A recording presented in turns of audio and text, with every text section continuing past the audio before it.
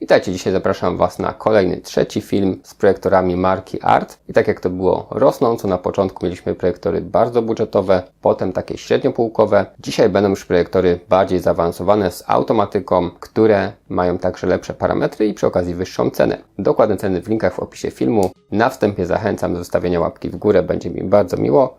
I zapraszam Was do oglądania. Zaczynamy! I przed nami pierwszy z projektorów, czyli model ART X8 Pro. I po kolei zobaczmy, co w zestawie.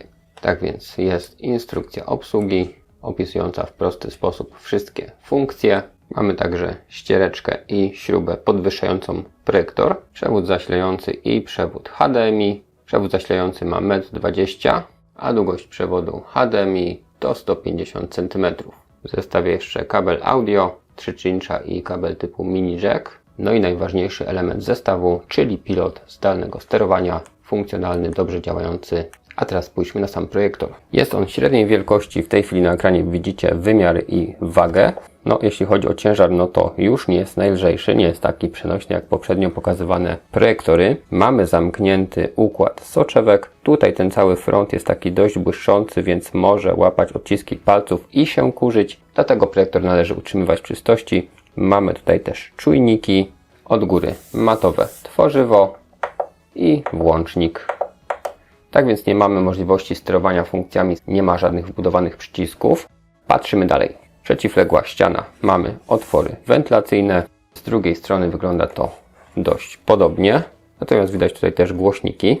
No i z tyłu gniazdo zasilające, czujnik pilota, dwa gniazda USB, jedno HDMI, gniazdo słuchawkowe, gniazdo AV, a także gniazdo LAN, czyli możemy korzystać z Wi-Fi, ale możemy też internet podłączyć klasycznie przewodowo. A od spodu wygląda to tak. Mamy klapkę serwisową, mamy też możliwość montażu na jakimś uchwycie, mamy też miejsce na wkręcenie tej śruby podwyższającej, gumowe elementy antypoślizgowe, które są zdejmowane i jedna fajna rzecz, coś co jest na pewno praktyczne, czyli wysuwany filterek przeciwkurzowy. To jest zawsze plus w projektorze, bo możemy zadbać o czystość w prosty sposób. Jako że mamy tutaj zamknięty układ soczewek, no to z kurzem sobie powinniśmy poradzić. No i drugi projektor, czyli ART X7 Pro, który gabarytowo jest odrobinkę większy, ale niższy. Waga mniej więcej podobna, w tej chwili widzicie na ekranie. I ponownie zawartość zestawu. Bardzo podobna instrukcja obsługi opisująca wszystkie funkcje. Ponownie przewód zasilający i HDMI o tych samych długościach. Jest też śruba podwyższająca, no i oczywiście pilot zdalnego sterowania, który tutaj jest ciemny i ma taką strukturę szczotkowanego aluminium. Ma troszeczkę inne przyciski, ale wielkościowo jest dokładnie taki sam. No i w przypadku tego projektora ponownie mamy zamknięty układ soczewek i są troszeczkę większy. Czujniki z przodu do automatyzacji. Matowe tworzywo i tym razem mamy panel sterowania, ponieważ jest przycisk OK, 4 kierunki, 3 przyciski funkcyjne i włącznik-wyłącznik. I po bokach podobnie. Z drugiej strony także wentylacja i cały panel sterowania. I tutaj mamy też możliwość podpięcia internetu przewodowo, czyli gniazdo Ethernet. Mamy 2 razy HDMI, a nie jedno. 2 porty USB, gniazdo słuchawkowe i gniazdo AV. A samo zasilanie mamy z tyłu, jest głośniczek i jest czujnik pilota.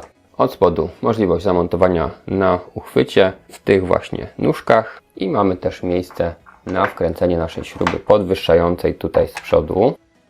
Tak to właśnie wygląda. I także tutaj nie zabrakło wyjmowanego filtra przeciwkurzowego. I to jest ponownie zaleta i bardzo dobrze, że ten filterek tutaj jest. A teraz przechodzimy do konkretów, czyli do testów i do opisu technicznego tych dwóch projektorów. ART X8 Pro jest już mniej przenośny niż projektory tej marki testowane w poprzednich filmach. Natomiast plusem tej jednostki niewątpliwie jest pełna automatyka. Ustawienie ostrości czy kąta nachylenia następują w pełni automatycznie dzięki wbudowanym czujnikom. Co prawda możemy ostrość regulować także ręcznie, a odbywa się to przy pomocy przycisków na pilocie zdalnego sterowania. W menu znajdziemy także zaawansowane ustawienia odnośnie proporcji obrazu, gdzie możemy zmienić wiele parametrów i dostosować obraz po swojemu. Jest także elektroniczny zoom, który pozwala na zmniejszenie obrazu bez utraty jakości do 60%. Przydaje się to w sytuacji, jeśli wyświetlany obraz przykładowo wystaje poza ekran projekcyjny. Wtedy możemy go precyzyjnie pomniejszyć. Natywna rozdzielczość tego projektora to Full HD, czyli 1920 na 1080 pikseli. Natomiast dekoduje także treści w rozdzielczości 4K. Jasność wynosi 500 ANSI-lumenów i muszę przyznać, że tak jak w ciemnościach obraz wygląda świetnie, to nawet włączając w studio kolejne lampy, wciąż dało się korzystać z urządzenia, co możecie w tej chwili zobaczyć w tle. Kontrast wynosi 3000:1, a jakość kolorów jest całkiem dobra. Jednak nie mamy możliwości edycji ustawienia kolorów z menu. System obrazu to LCD TFT o wielkości 4,45 cala. Lampa LED ma żywotność 50 000 godzin i jest to układ zamknięty hermetycznie, więc kurz mu nie straszny. Uzyskamy obraz od 32 do nawet 200 cali. System operacyjny to Android w wersji 9. Jednak na tą już leciwą wersję producent obiecuje wsparcie. Dlatego udało mi się pobrać aktualizację chociażby sklepu Google Play czy Netflixa. A update firmware'u samego projektora możliwy jest do wgrania z pendrive'a. Procesor to 4-rdzeniowy Mediatek MTK 9269. Wspierany jest przez 1 GB pamięci RAM i dysk o wielkości 32 GB. Menu jest dość przejrzyste i całkiem żwawo reaguje na komendy z pilota.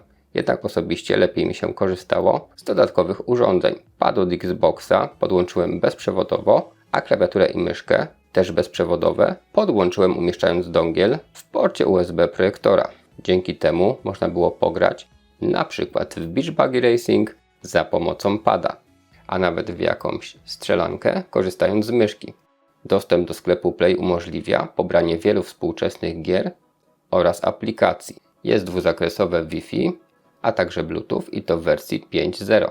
Bezprzewodowe przesyłanie ekranu działa w miarę przyzwoicie i do wyboru mamy kilka programów. Jednak brakowało mi tutaj typowego Chromecasta, który moim zdaniem jest bardziej bezstratną i płynną metodą przesyłania treści. Obecne w projektorze technologie jak Miracast czy DLNA pozwalają na przykład na pokazywanie na dużym ekranie zdjęć z wakacji, ale jeśli chodzi o granie w szybsze gry, występowały pewne opóźnienia. Dźwięk jest całkiem niezły. Głośniki 2x5W sprawdzają się dość dobrze. Odnośnie poziomu szumu projektora podczas pracy, to jest niestety dość wysoki. W tej chwili macie pomiary. Zdecydowanie zdarzały się w testach nieco cichsze jednostki.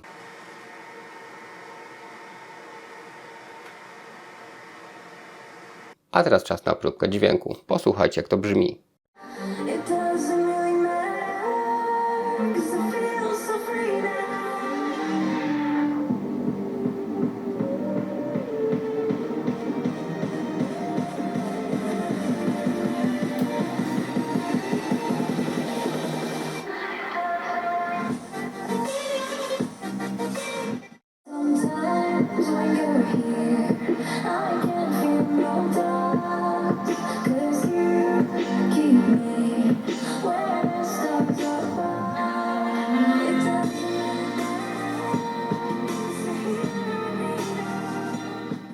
No i maksymalny pobór mocy projektora wynosi 100 W. A teraz czas na omówienie projektora RTX 7 Pro, który od poprzednio omawianego odróżnia się nieco innym kształtem i obecnością dodatkowo panelu sterowania na górze z efektami RGB, którymi możemy zarządzać lub nawet całkowicie je wyłączyć z osobnego programu dostępnego w menu. Pod względem specyfikacji projektor wypada nieco lepiej. Rozdzielczość to ponownie Full HD 1920 na 1080, jednak ta jednostka potrafi dekodować sygnał nie tylko z 4K, ale nawet z rozdzielczości 8K. Jasność wynosi 600 ANSI-lumenów, więc nieco więcej, ale przy kontraście 1000:1. Już za chwilę zobaczycie porównanie obrazu z obu projektorów. Ponownie wyświetlimy tutaj obraz o przekątnej od 32 do 200 cali, jednak system obrazu jest nieco większy i jest to 5,8 cala.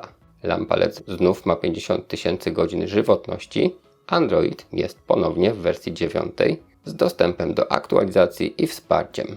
Natomiast zastosowana tutaj wersja posiada więcej opcji, więc mamy chociażby dostęp do ręcznej regulacji kolorów, kontrastu i jasności. Dlatego parametry dostosować możemy pod własne upodobania. 4-rdzeniowy procesor ARM Logic T972B Wspierany przez układ ARM Cortex A55 i 2 GB pamięci operacyjnej, zapewnia płynne działanie systemu i gier.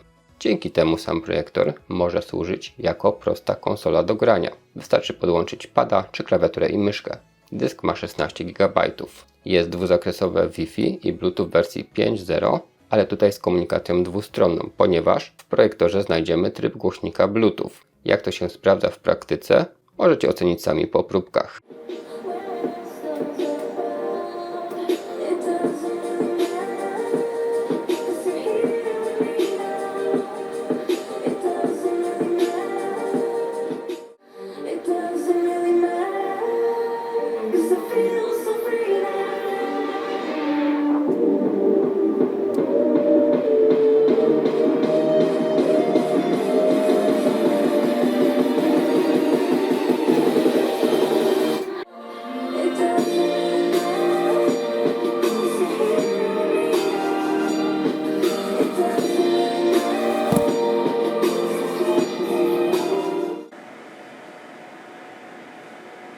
Ponownie projektor jest dość słyszalny, ale trzeba przyznać, że głośniki są niezłe. Pomimo, że to tylko 2x5 W. Także ten model posiada pełną automatykę, jeśli chodzi o ustawienie ostrości i kąt nachylenia. Także posiada zoom elektroniczny i dostęp do zaawansowanej regulacji obrazu z menu. Pobór prądu jest za to większy i potrafi wynosić maksymalnie 180 W. Jasność jest odczuwalnie wyższa i także podczas włączania kolejnych świateł w studio dało się z projektora jeszcze w miarę korzystać, nawet przy maksymalnej ilości świateł. A teraz porównanie obrazu 1:1 z obu projektorów. Jak zwykle mam swojego faworyta i jest to dolny obrazek, czyli Art X7 Pro. Moim zdaniem obraz tam jest bardziej szczegółowy, a ruch nieco płynniejszy. Zakres kolorów możemy wyregulować. Obrazkowi wyżej też niczego nie brakuje i jak za te pieniądze nie możemy narzekać. Kolory są żywe i całość wygląda dobrze. Oba projektory nie miały problemów z odtwarzaniem z pendrive'a treści zapisanych w różnych formatach, zdjęć, filmów i muzyki. Podłączając peceta grało się płynnie i obraz miał sporo szczegółów. Czytelność tekstów była na przyzwoitym poziomie. Pomimo, że czasami ciężko było ustawić projektor tak, żeby obraz był czytelny na całym obszarze, tak po lewej jak i prawej stronie, natomiast poza tym jakichś większych uwag nie mam. Ok, podsumowując, tak jak w poprzednich filmach, pomimo wielu podobieństw, różnice występowały i to widoczne gołym okiem. I dokładnie tak jak w poprzednich filmach, także tutaj było porównanie 1:1, gdzie mogliście zobaczyć i ocenić, który z tych projektorów bardziej trafi w Wasze gusta. No i dokładne i aktualne ceny sprawdzicie sobie w linkach w opisie filmu. Będę wdzięczny również za wsparcie, chociażby w postaci zostawienia łapki w górę, napisania komentarza czy udostępnienia filmu. Warto też subskrybować, żeby być na bieżąco. Na dzisiaj to wszystko. Dziękuję Wam za uwagę. Trzymajcie się.